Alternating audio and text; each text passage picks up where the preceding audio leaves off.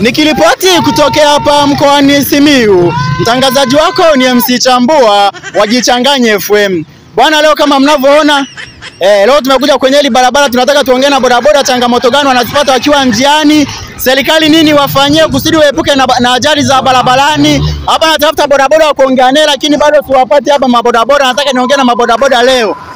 Changamoto gani hasa zinazowasibu? Kumekucha.